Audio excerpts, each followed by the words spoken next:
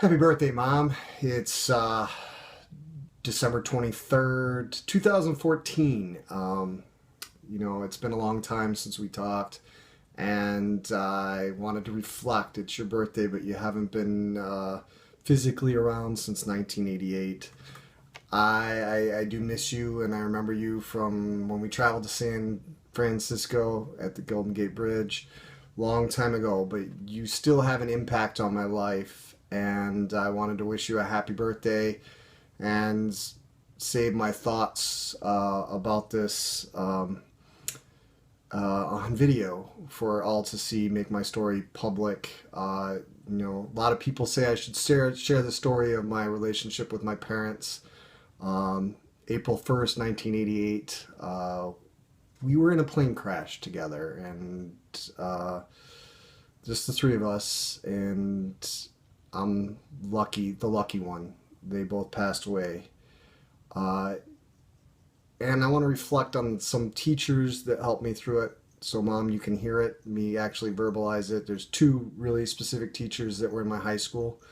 I spent the rest of the spring in the hospital. I went back to school.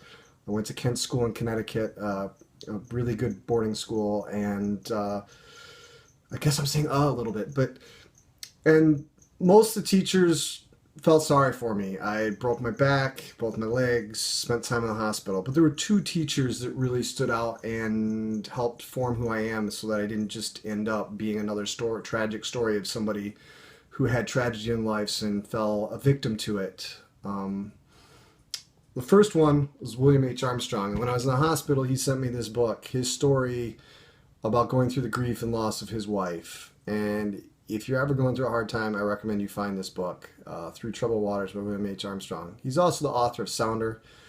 He's an incredible inspiration in my life. He was a teacher of mine my freshman year in high school and taught me how to study and be a student and really picked me up. And another book by him that you might want to get if I'm referencing books is Study is Hard Work, and really puts the onus of learning on the students, not on the teacher, which everything he taught me, I learned again in School of Ed of how teachers should present, but really it's how students should learn, not how teachers should teach.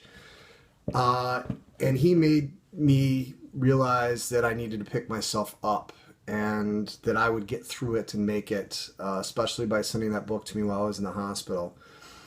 When I returned to school, most of the teachers didn't know how to address me as a student. They sort of just let me do whatever. I was melancholy. I didn't know why I was around.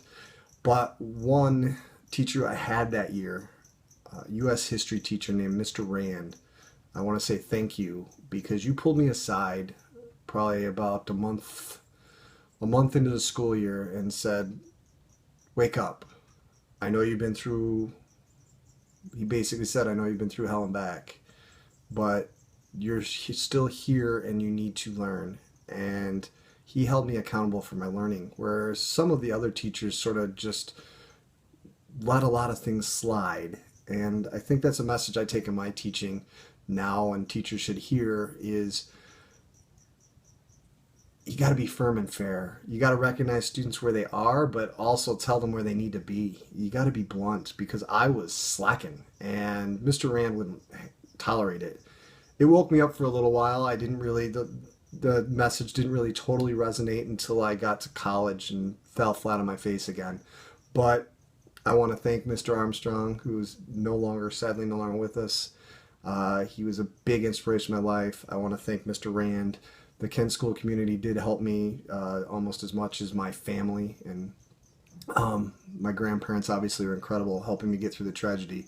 But on my mother's birthday today, I wanted to reflect on these things and thank two teachers that helped me get through the loss of my mom in the physical realm. And I know Mom is still there spiritually for me. So have a wonderful December 23rd, everybody.